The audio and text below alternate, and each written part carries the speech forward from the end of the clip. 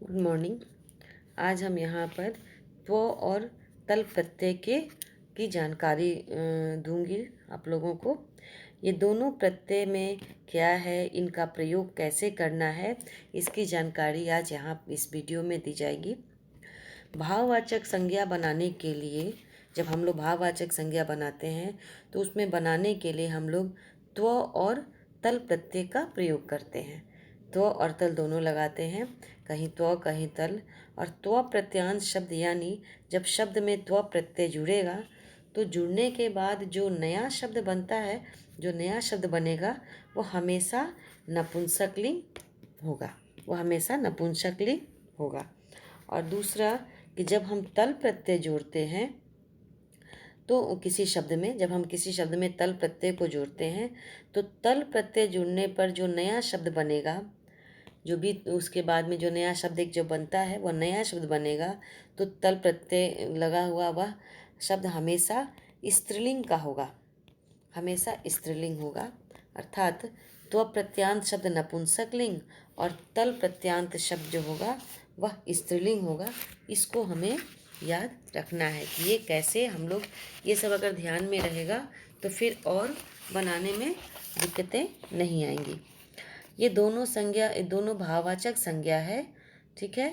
और शब्द के बाद में अगर हम त्व प्रत्यय जोड़ते हैं तो वह नपुंसकलिंग एक वचन में प्रयुक्त होता, अर्थात वह त्वम हो जाता है। और जब हम लोग तल प्रत्यय जोड़ते हैं तो तल प्रत्यय जोड़ने के बाद वह चूँकि स्त्रीलिंग बनता है, और फिर स्त्रीलिंग बनने के बाद उसमें एक और प्रत्यय जोड़ते हैं, टाप प्रत्यय, क्योंकि तल का त शेष रह जाता है और उसे स्त्रीलिंग बनाना है फिर, तो उसके लिए हम लोग उसमें टाप प्रत्यय जोड़ देते हैं और टाप प्रत्यय का आ शेष होता है और फिर वह उसमें बन गया, तल का ता हो गया।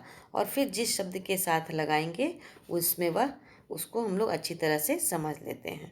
तो जो शब्द में तल जुड़ेगा फिर टाप जुड़ेगा, पहले तल जोड़ेंगे फिर उसमें टाप जोड़ेंगे और टाप प्रत्यय जुड़ते ही वह स्त्रीलिंग बन जाएगा।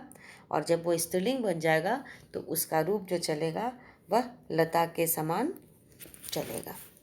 अब हम कुछ शब्द को उन प्रत्ययों से को जोड़ते और समझते हैं, क्योंकि यहाँ पर कुछ शब्द हैं तो और तल दोनों को जोड़ेंगे, दोनों जोड़ते हुए देखते हैं हम लोग, दोनों को जोड़ करके कि कैसे वो रूप उसका कैसे वो बनता है। तो सबसे पहले यहाँ पर हम लोग लिए हैं, एक शब्द लिए हैं महत, एक शब्द है महत। महत में सब इन प्रत्यय को पहले हम लोग त्व प्रत्यय जोड़ के देखते हैं। तो महत में त्व प्रत्यय जोड़ेंगे और जब त्व प्रत्यय जोड़े तो उसमें देखिए कि अगर वो त्व जोड़ते हैं तो वो हमेशा नपुंसक लिंग में होगा। तो हमें कुछ करना नहीं है, बस वहाँ पर केवल उसमें त्वम कर देना है, उसमें और कुछ नहीं करना है, उसमें त्वम कर देना है और त्व जोड़ करके उसको नपुंसक लिंग एक वचन करते हुए त्वम कर देना है। साधारण रूप से हम लोग यह कह सकते हैं त्वम का, त्व का त्वम कर देना है और वह रूप बन जाता है। तो महत में त्वम लगा दिए तो वो हो गया महत्वम। इसके बाद हम लोग देख रहे हैं फिर महत में तल प्रत्यय को लगाने के लिए कि तल प्रत्यय कैसे लगाएंगे। तो कह रहा है कि महत, अगर हम लोग महत में तल प्रत्यय लगाते हैं तो इसका हम लोग महत जोड़ तल हो गया, तल का त शेष रह जाता है, त बचता है, तो फिर हम लोग त में फिर से टाप प्रत्यय लगा देंगे। और जब हम लोग टाप प्रत्यय लगा देंगे तो टाप का आ शेष रह जाता है, और जब आ लगा देते हैं तो फिर वो हो जाता है वहाँ पर ता, और उसको शब्द के साथ जोड़ देंगे और फिर वहाँ हो गया वो महत्ता। महत में ता लगा दिए तो वो हो गया महत्ता। इसी तरह से गुरु दूसरा शब्द लेते हैं, गुरु जोड़ त्वा। तो गुरु जोड़ त्वा में हम लोग क्या किए, इसको नपुंसक लिंग बन गया। जब त्वा प्रत्यय लगाए तो ये अपने आप ही नपुंसक लिंग बन गया और ये बन गया गुरुत्वम। और अगर इसको स्त्रीलिंग में ले गए तो ये रूप बन गया इसमें गुरु जोड़ तल, और फिर इसमें आ गया वहाँ से तल में फिर हम लोग टाप जोड़े और उसके बाद टाप जोड़ने के बाद आ गया और वह रूप बन गया गुरुता। इसी तरह से लघु जोड़ त्व, जब त्व आ गया तो फिर वहाँ पर हम लोग कर दिए लघुत्वम, चूँकि वो नपुंसक लिंग एक वचन में हो रहा था। उसके बाद हम लोग कर दिए लघु जोड़ तल, तल में फिर वैसे ही एक टाप प्रत्यय उसमें जोड़ दिए और उसके बाद फिर टाप प्रत्यय जोड़ने के बाद आ हो गया और वह रूप बन गया लघुता। इसके बाद फिर हम लोग लिए पटु जोड़ त्वा, पटु जोड़ त्वा में पटुत्वम रूप बन गया। स्त्रीलिंग ले जाएंगे तो पटु में तल जोड़ करके आ करते हुए वो पटुता रूप बन गया।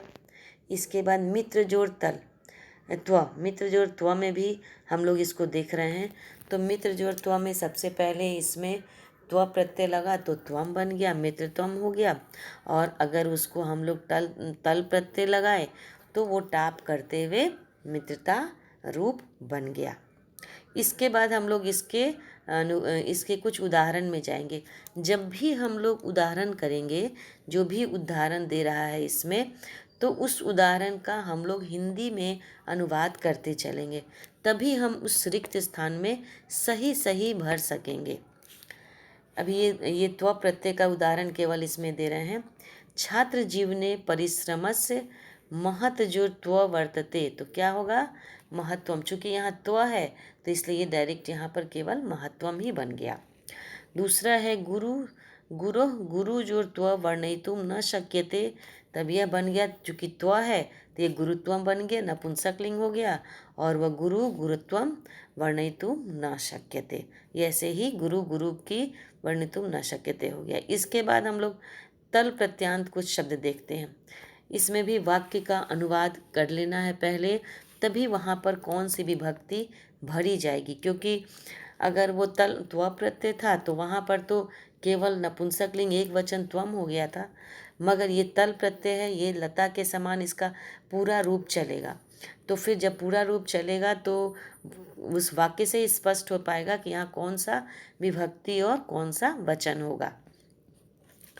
नंबर 1, जगति विश्व बंधु जोड़ तल भवेत, इसका अनुवाद करके चलते हैं। तो जगत में विश्व बंधुता होनी चाहिए। अब विश्व बंधुता है तो तल प्रत्यय में हम लोग लगा दिए तो और फिर टाप प्रत्यय का आ लगा करके विश्व बंधुता भवेत कर दिए। यहाँ तो एक साधारणता है, प्रथमा विभक्ति में ही है, इसलिए इसमें कोई दिक्कत नहीं हुई। दूसरा लेते हैं हम लोग प्रकृति रमणीय जोड़ तल दर्शनीय अस्ति, प्रकृति की रमणीयता देखने योग्य है। तो रमणीय जोड़ तल में फिर वैसे ही तल में त लगा करके और टाप से आ लगा दिए और बन गया यहाँ रमणीयता। इसके बाद है सर्वः सह पाठिभिः सह मित्रताया आचरणीय, मित्र जोड़ तल से कैसे बना मित्रताया, तो मित्र जोड़ तल, अब इसका पहले हम लोग अनुवाद करके देखते हैं। सभी सहपाठियों के साथ का आचरण करना चाहिए, वाक्य से ये बनता है का आचरण करना चाहिए। किसका आचरण करना चाहिए, तो मित्रता का आचरण करना चाहिए। तो मित्र जोड़ तल है, तल का यहाँ पे त लगाए फिर टाप से आ लगाए तो मित्रता रूप बन गया। अब यहाँ पर वाक्य से हम देख रहे हैं कि वाक्य में का आया हुआ है, तो जब का आया हुआ है इसका मतलब कि यहाँ पर षष्ठी विभक्ति एक वचन होगा और यहाँ हम लोग लिख दिए मित्रताया। ठीक है। इसके बाद फिर हो गया अभिमन्यु डैश सर्वे जानन्ति, अभिमन्यु की सभी जानते हैं, किस चीज़ को, तो वीर जोड़ तल, वीर जोड़ तल में तो वीर और तल का त और टाप हो गया तो वीरता। अब चूंकि अभिमन्यु की डैश को सभी जानते हैं, किस चीज़ को जानते हैं, तो वीरता को, तो इस वाक्य से स्पष्ट लग रहा है कि यहाँ पर द्वितीय विभक्ति एक वचन होना चाहिए और इसलिए यहाँ पर लता के समान वीरताम लिख दिए। तो अभिमन्यु की वीरता को सभी जानते हैं। इसके बाद है तस्य मूर्ख जोड़ तल दृष्टवा सर्वे हसंती, उसकी डैश को देखकर सभी हंसते हैं। अगर दृष्टवा आता है तो निश्चित रूप से वहाँ पर हम लोग द्वितीय लगाते हैं। तो मूर्ख जोड़ तल, मूर्ख में तल प्रत्यय लगा देंगे तो त हो गया, तो में फिर आ लगा दिए और आ लगाने के बाद मूर्खता बन गया। और फिर हम लोग उसमें देख रहे हैं कि यहाँ पर को देख कर है, मूर्खता को देख के, तो यहाँ द्वितीय विभक्ति एक वचन है, इसलिए मूर्खताम दृष्टवा हो गया। तो तस्य मूर्खताम दृष्ट्वा सर्वे जानन्ति। ये बहुत छोटा सा नियम है इसमें। इस नियम को अगर ध्यान से थोड़ी देर पढ़ ले तो अच्छी तरह से स्पष्ट हो जाता है, कोई कठिन नहीं है।